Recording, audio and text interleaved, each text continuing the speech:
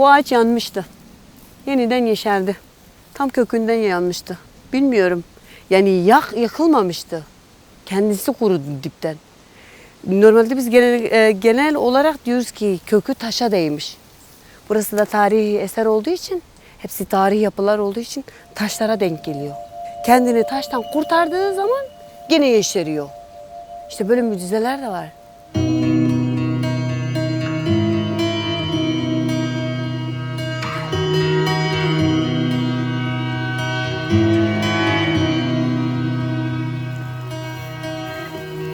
Tarihten önce de insanların sofrasında zeytin tanesi vardı.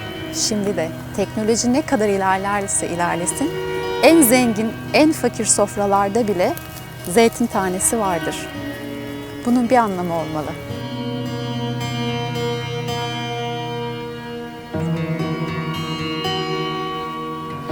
Zeytin ağacı yapılan bütün kötü hareketleri hep içine atıp dışarı güzelliklerini sunmaya çalışan bir ağaç bence. O yeşil olmaya devam ediyor. Ben de öyle hep mücadeleyi, hep yaşadığım sorunu da içime atmaya çalıştım.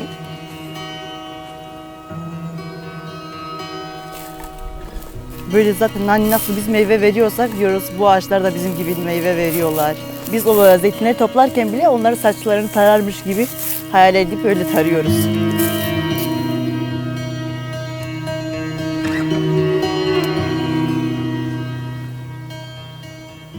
Deli ne güzel olmuş öyle.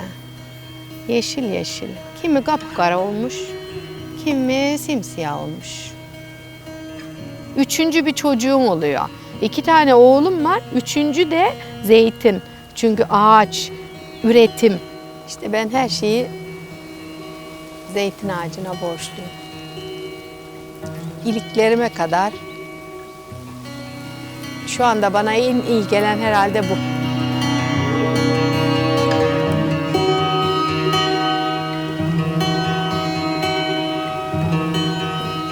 Güzel günler bunlar. Şuna bak. Kuzum. Şuna bak. Hepsi Allah'ın verdiği nimet, emekler. Ağaç. Ama evlat gibi değerli. Çünkü emeği de aynı.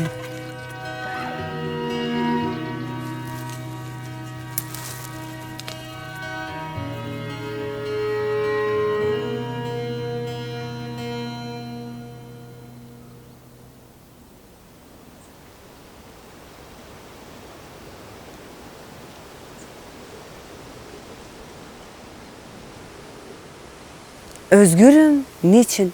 Bu toprağa bastığım için, hakkını verelim için.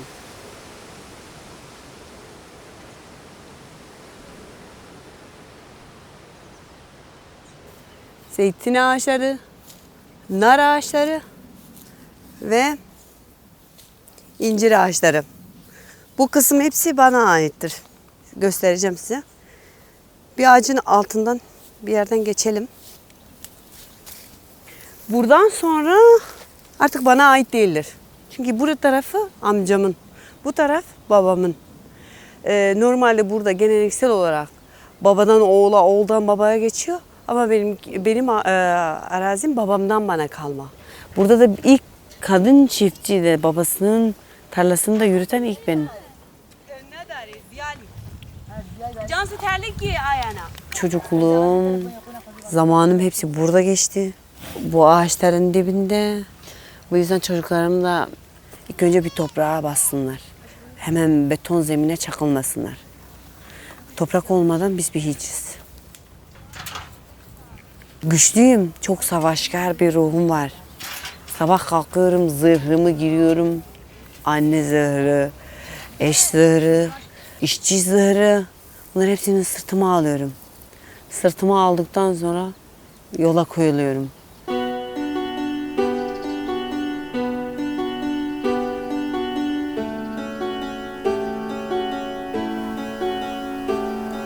Hep bahar gelsin.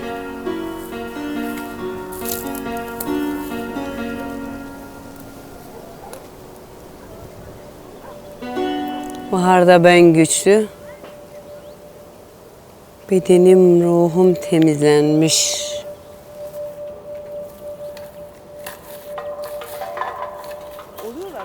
Hayalim buradaki kadınların daha iyi bir yaşamları olsun. Herkes kendi evinde başarılı bir kadındır. İşte onu dışarıya çıkartmam lazım. Alan yapmam lazım onlara. Ben kendime tek hayal kursam o hayal sadece tek içine ben olacağım.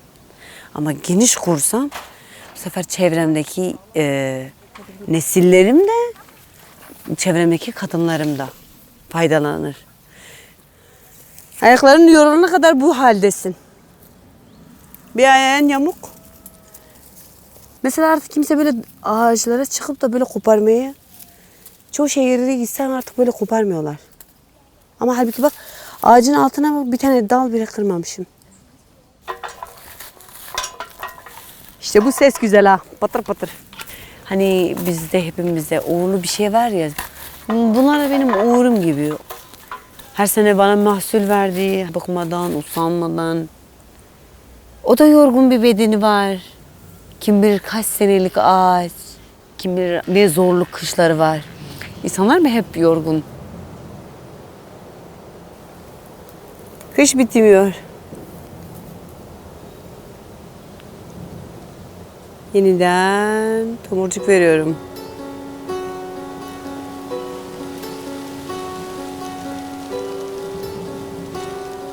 Baharın gelişi. Meyve veriyorum.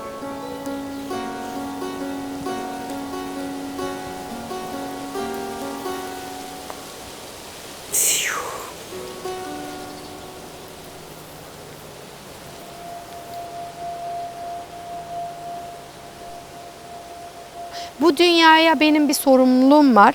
Ben o sorumluluğu yerine getirmek için buradayım diyorum, köydeyim diyorum.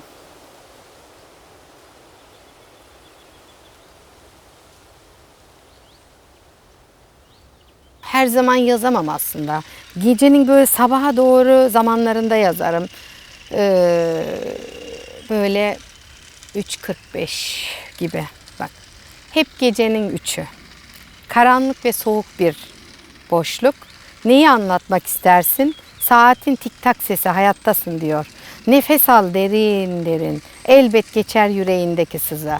Doğmayacak gibi gelse de güneş, hep bu saatler soğuk ve ıssız, terk edilmiş bir şehir gibi yüreğim.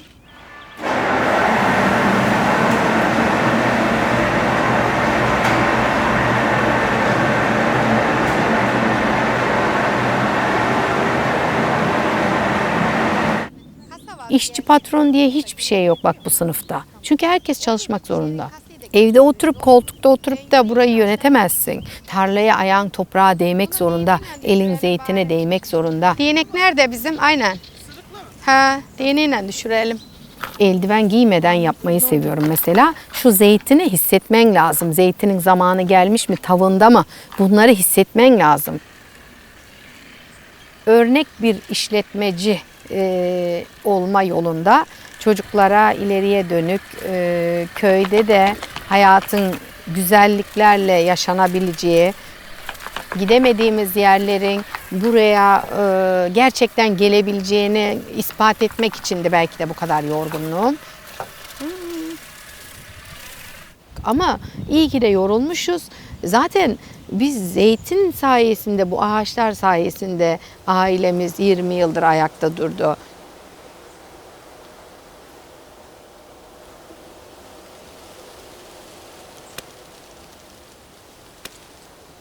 Elin ayağın tutarken, enerjin varken çalışacaksın. Yani bu iş, yani bunun arkası önü yok. Bu çalışacaksın çünkü 3 günlük ömre 5 günlük çalışmak gerekiyor. Bir şey bırakmak istiyorsan. Ama bırakmak istemiyorsan o ayrı bir şey. Ya ben bildi bileli kendimi tarlada büyüdüm zaten. Harmanda, zeytinde, hep bir ağaç gölgesinde dinlendik. Orada kuşlar uçar gelirdi. Ben derdim bu kuş kim bilir hangi memleketten geldi, nerelerden buraya geldi, vardır bir sebebi derdim böyle kendimce.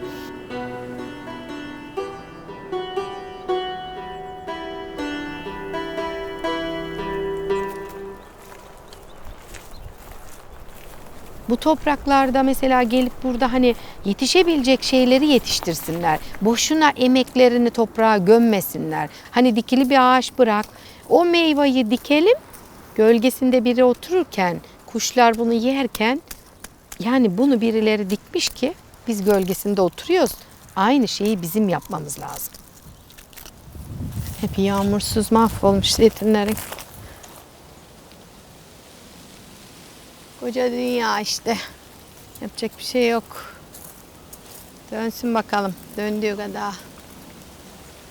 Bu hayat böyle geçecek. Buna da şükür. Bazen bir şehre gidiyorum, araba seslerinden ben hiç yatamam. Yani o gürültüde hayatta yatamıyorum. Kendi köyümde olduğum damda yatıyoruz, hiç ses falan yok. Yani bir de ağaçlar falan hep altımızda bile huzur veriyor insana.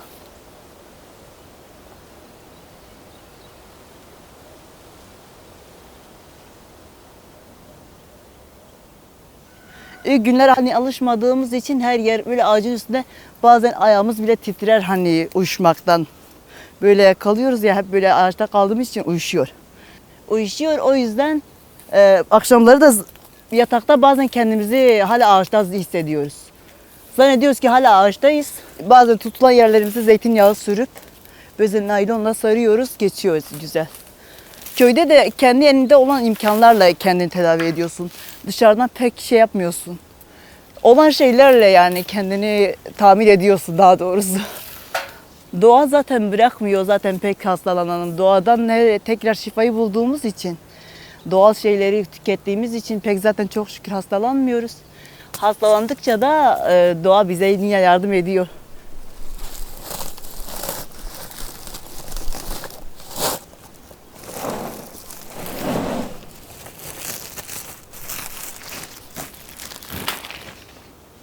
Mesela ben kendi hayatımı bir incir ağacına benzetiyorum. Bizim kapının orada bir incir ağacı var. Tozun içinde bir yerdedir. O incir ağacına benzetiyorum kendimi bu hamileliğimle mesela. O incir ağacı o taşların içinden çıkmış ama hala çok güzel siyah siyah incirler veriyor. Ben de kendimi o incire benzetiyorum, diyorum ki bu halimle çok şükür çok güzel meyveler verebiliyorum. Hayal kuruyorum diyorum, çocuklarım kazanırsa böyle peşlerinden gideriz, okuturuz böyle. Benim tek hayalim okumaktı, o da okutmadılar. Çocuklarımı büyütüp hala dışarıdan kendim yazmayı düşünüyorum. İçimdeki hevesi mutlaka bir gün yani yapacağım diyorum.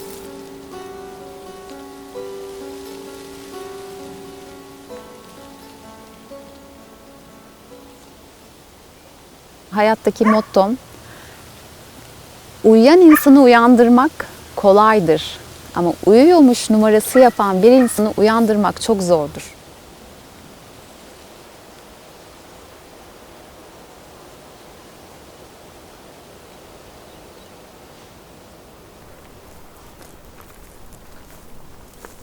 ...2012 yılında evlenerek Bodrum'a göç ettik. Sarp Kaya oğlumu doğurdum.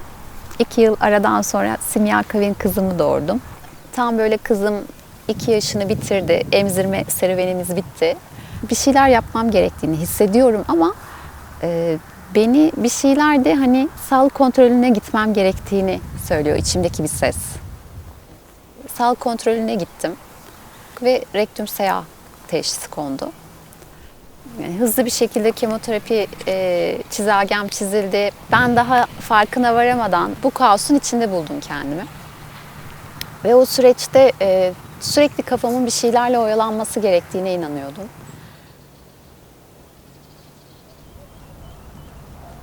Böyle gece saat geç bir vakitteydi. Eşim araştırır. Dedi ki hayatım zeytinyağı mucizesi varmış biliyor musun dedi. Bizim yemeklere kullandığımız zeytinyağı var ya dedi.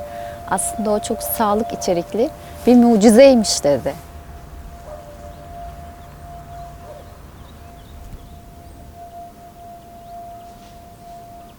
Yol arkadaşım.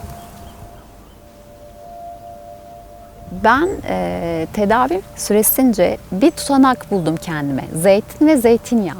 Sen ve ben var olduğumuz sürece bu hayat hep var olacak. Bizim yolculuğumuz aslında zeytin ve zeytinyağıyla bu şekilde başladı. Tabii ki bu süreçte ben küçük bir işletme kurdum. Bilgilenmeye, öğrenmeye hiç üşenmedim. Sürekli kafamı bununla yordum. Ve 2 yıllık tedavi sürecim benim çok hızlı bir şekilde göz açıp kapayıncaya kadar bitmiş oldu. Kesinlikle market standartlarında olmak istemiyorum. O zaman tamamen kendime olan emeğime karşılık olarak bir saygısızlık olarak görüyorum. En fazla olabilecek yer eczaneler ya da sağlıklı yaşam alanları olabilir. Zeytinyağının layık olduğu yer aslında lavabonun altı, çöp kovasının arkası değildir. Bu zeytinyağından çok da bir şey beklemeyin artık. Ona nasıl böyle ilaçlarımız için bir dolap hazırlıyoruz. Aslında zeytinyağı da bu şekildedir. İlacın içinde kimyasal var. Zeytinyağında hiçbir kimyasal yok. Doğadan direkt sofranıza sunuyoruz.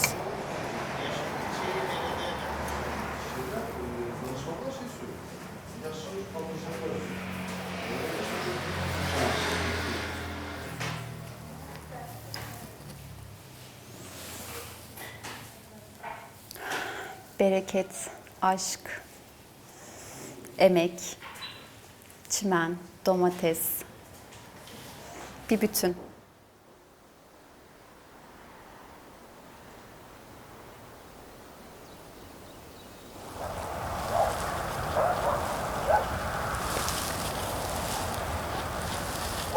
Hayatta bir dans. Ama bu dansı nasıl ettiğimiz önemli. Ben bazen bir balerin kız olabilirim. Ayaklarımın üstünde, parmaklarımın üstünde durabilirim. Bazen de bir köy düğünündeki yöresel bir hareket de olabilirim. Her şekilde, her yere uyum sağlayabilirim. Zeytin ağacı gibi.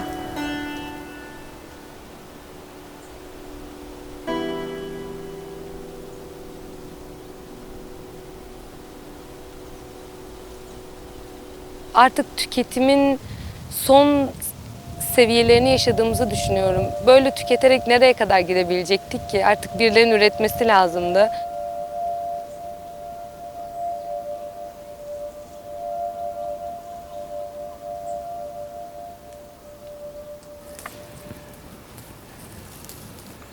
Ben aslında çocukluğumdan beri ailemle zeytine gidiyorum. Orada hasat yapıyoruz. Eskiden zeytinleri sulama diye bir şey yoktu. Yağmur kendiliğinden yağardı zamanı geldiğinde. Zeytinler şişerdi güzelce. Biz de hasada başlardık. Şimdi zeytinler renklerini aldılar. Gördüğünüz gibi siyah oldular. Ama çok küçük oldukları için, yağmur yağmadığı için biz hasat yapamaz olduk. Bizden bir önceki kuşakta tahribatın başladığını düşünüyorum ben. Bilinçsizce topraklara yapılan kazılar, yani onlara göre toprak havalandırması ama toprağın altında yaşayan canlıyı unutup tahribata yarattıklarının farkında değillerdi.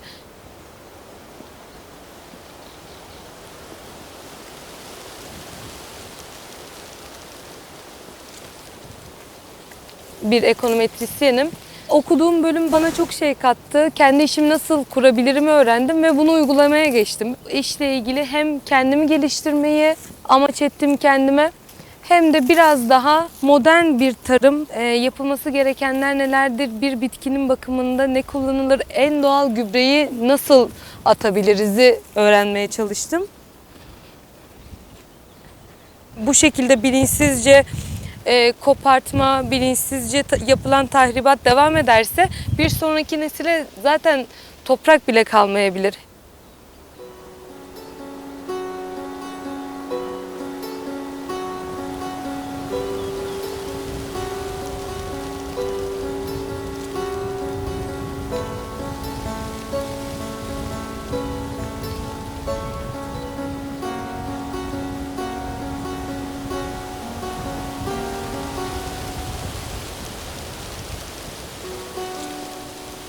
Yarın bir gün çiftçi bitince her şey biter.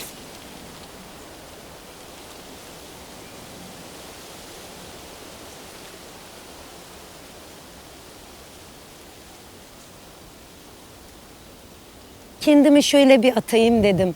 Şu dağlara, şu denizlere, şu mavi denizi bir seyredeyim, bir bakayım. Havanın, dünyanın, şu ortamın güzelliğini göreyim dedim.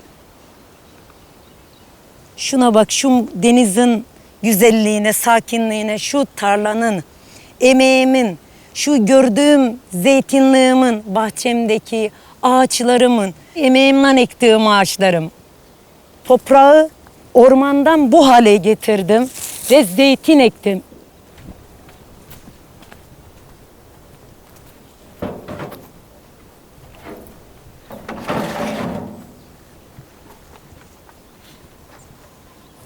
Ağaca çıkıyorum. Onca merdivenimi bağlıyorum ki düşmeyelim, sakatlanmayalım. Rize Kalkandere'denim. Allah'ın nasibi Marmara bölgesine Erdek Ballıpınar köyünde evlilik yaptım. 33 yıldır evliyim. Karadeniz'de çayı bıraktıktan sonra zeytine başladım ve başardım. Kendi emeğimle böyle gücümün yettiği yere kadar. Makinasız topluyorum ben. Elle topluyorum. Elim çok acıdığı için bunu kullanıyorum.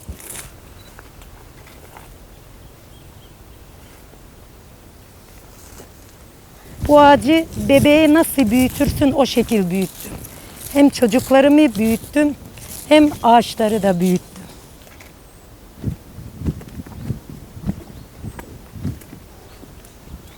Evlatlarım da okuyun diyorum ve okuduktan sonra anne babanızın da mesleğini devam ettirin diyorum. Bıraktığım onlara anı olarak ve miras olarak zeytinlere baksınlar ve sofralara yine zeytinler gelmeye devam etsin, bitmesin bu.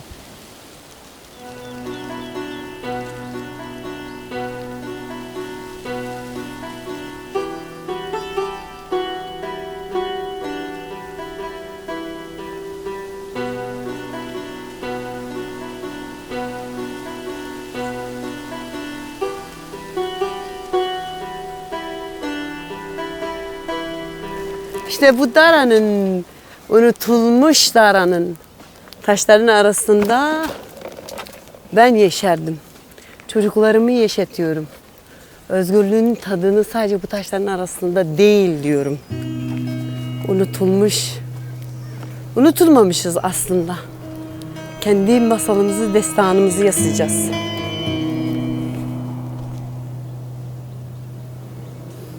Soğuk.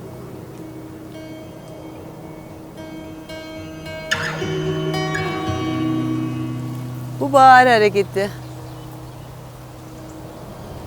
Badem yemyeşil.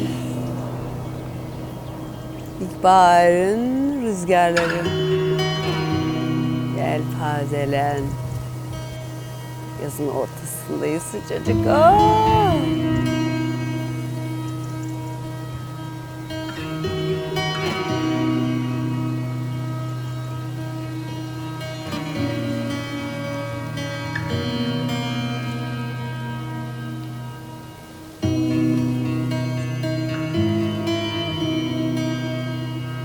Meyve veriyorum.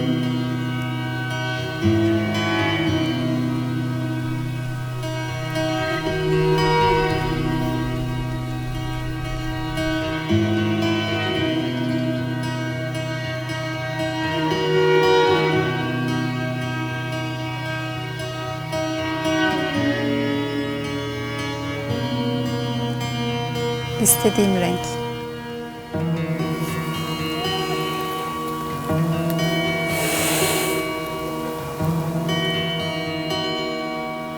Seni çok iyi anlıyorum. Ben de senin gibi yorgunum. Aynıyız. Ne olacak?